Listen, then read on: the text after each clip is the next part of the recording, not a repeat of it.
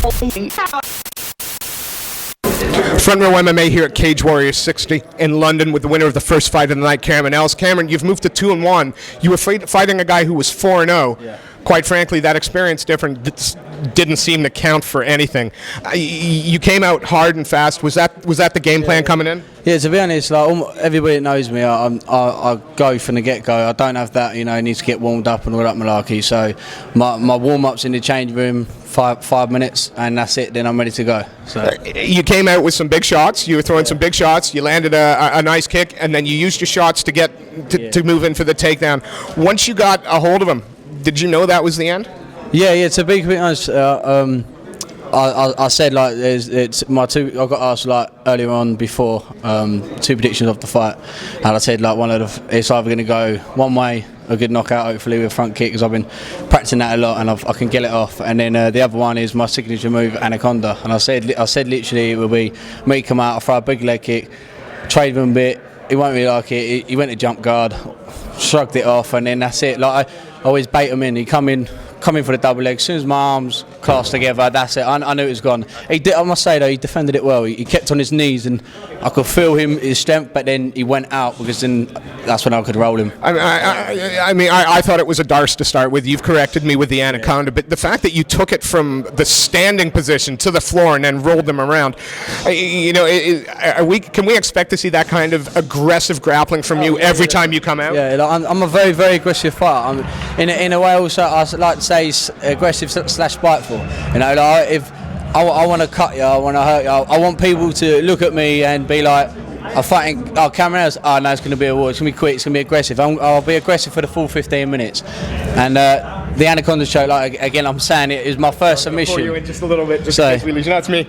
It was the first submission I'd ever been taught, and I can get it from standing. So, and I got it in, and at first it looks like the dance because it come from the left-hand side, but then I rolled underneath, which turned it out, put my legs round, bang. It was a stunning transition and an absolutely phenomenal sub. Look, this is your third fight. You're on Cage Warriors. How much does that mean to you? How pleased are you to be at an event like this? Yeah, it means a hell of a lot to me. Like, some people think I've jumped the gun on that.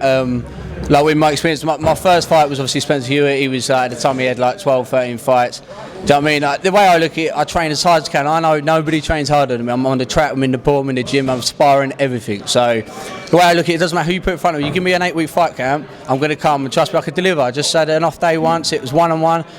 That's it now, turn one. The guy's 4-0, he's 8-0 semi-pros unbeaten, and he was tipped throughout the UK as a UK top prospect. Still believe him, I think he's got a bright future, do you know what I mean? He's young and he's got a long way to go, but tonight's my night and no one was going to take it away from me, man. And nobody could. 35 seconds, you looked in control. 35 seconds, sorry. No, that's what you said, I was just wondering. Yeah, you looked in control from the outset. You looked like you were there to finish, and you did exactly what you set out to do. Look, before we let you go, is there anybody you want to give a shout out to, anybody you'd like to thank, any sponsors? Yeah. First of all, I want to thank my manager Jason at Fight Agents for getting me to fight. Without him, obviously, I wouldn't have ever been here, and for taking me on and taking me under the wing. He's a great manager and he helped me out a lot. Then, secondly, I want to thank I'm now fighting out a Silverbacks fight team, which basically used to be Elite Combat, but now we've got a new name.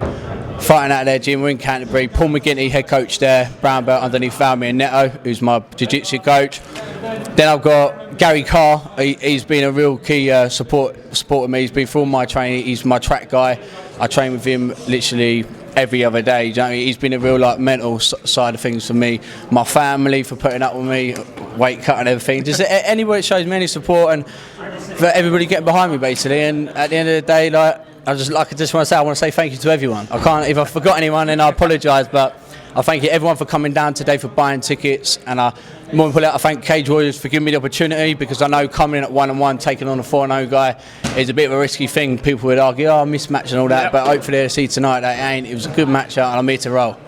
Bring on December 7th. I was going to say, are you looking forward to coming back to Cage Warriors again? I'm unscratched, do you know what I mean? I've 35 seconds, I'm good to go. I'd fight next week, do you know? Would you fight later tonight? Yeah, is that it? Nah, gonna enjoy it now. But December 7th, get me there, and let's keep the momentum going, and let's take to the next. Cameron, it was a phenomenal performance again against a guy who, on paper, looked like they, had far more experience than you. You made it look like the records were the other way around. Congratulations. We look forward to seeing you fight again. Thank you. Thank you very much. Thank you.